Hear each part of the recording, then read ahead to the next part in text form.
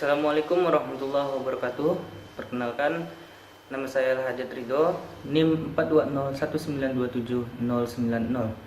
Pada kesempatan kali ini, saya akan menjelaskan tentang tugas besar pada mata kuliah Utilitas 2 yang diajukan sebagai tugas besar dalam semester 4 menuju ke semester selanjutnya.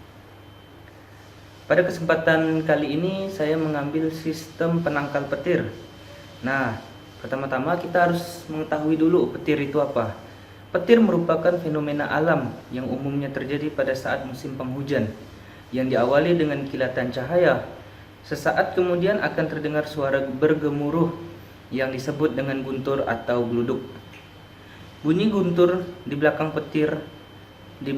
petir dikarenakan bahwa cepat rambat suara lebih rendah daripada cepat rambat cahaya.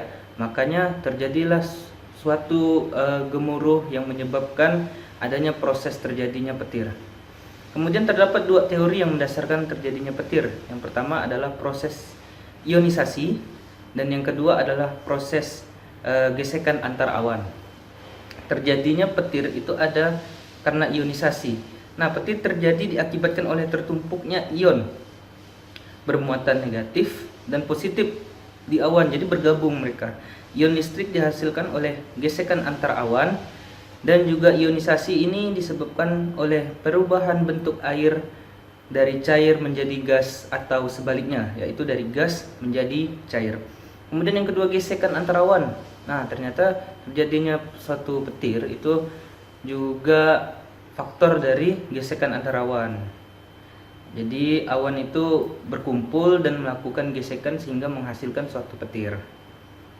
Nah, dalam sistem penangkalan petir di bangunan tinggi itu ada 3 sistem. Yang mana pertama ada sistem konvensional atau sistem Faraday atau Franklin. Yang kedua ada sistem radioaktif. Dan yang ketiga adalah sistem elektrostatik.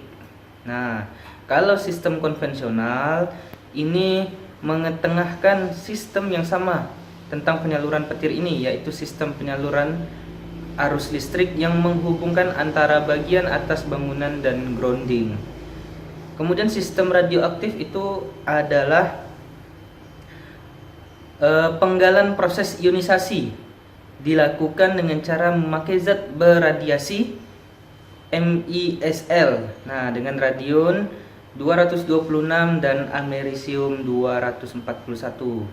Kemudian sistem elektrostatik. Nah, sistem elektrostatik ini adalah prinsip kerja penangkal elektrostatik mengadopsi sistem penangkal petir radioaktif, yakni menambah muatan pada ujung finial atau split zone agar petir selalu memilih ujung untuk disambar. Nah, itu kayak kita memberi daya tarik kepada suatu alat sehingga yang dikejar oleh petir itu hanya yang kita beri bantuan di alat tersebut. Nah, baiklah, masuk ke gambar kerja.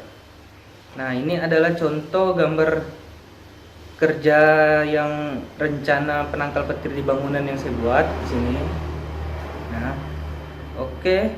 Kemudian ini adalah contoh potongannya. Nah, contoh potongannya seperti ini. Dapat kita lihat bahwa split zone berada di atas. Kemudian apabila petir mengenai split zone, maka arus akan disalurkan menuju grounding yang berada di dalam tanah. Kemudian ini adalah contoh detail split zone atau detail penangkap petirnya. Kemudian, nah, ini contoh 3 dimensinya. Nah, dalam contoh 3 dimensi ini kita berada di atas. Kemudian ketika ini masuk, ketika petirnya masuk, itu akan disalurkan melalui seperti ini.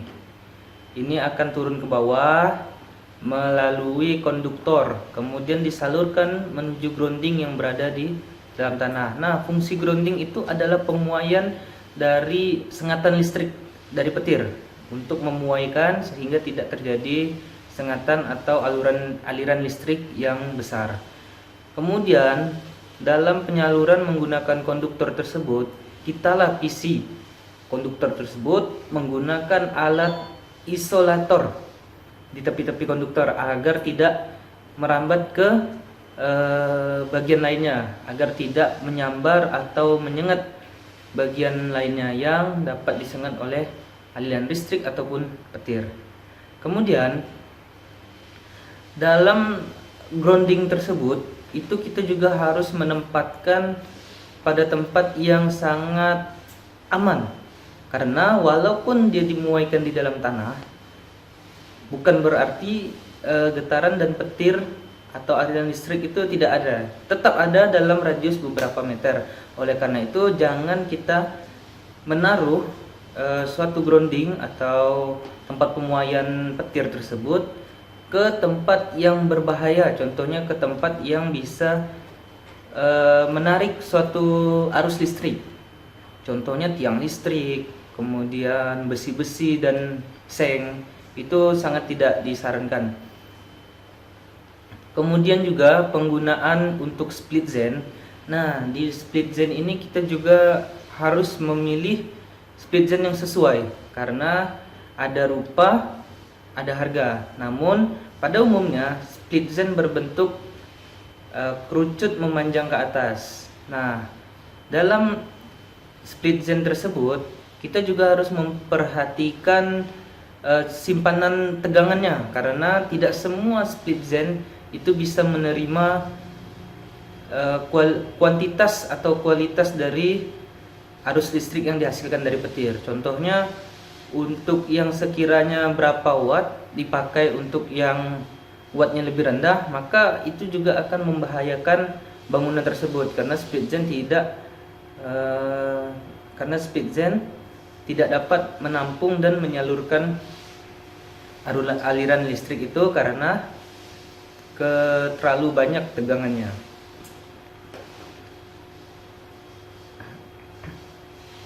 Baiklah, mungkin hanya ini yang dapat saya sampaikan. Kurang lebihnya saya mohon maaf.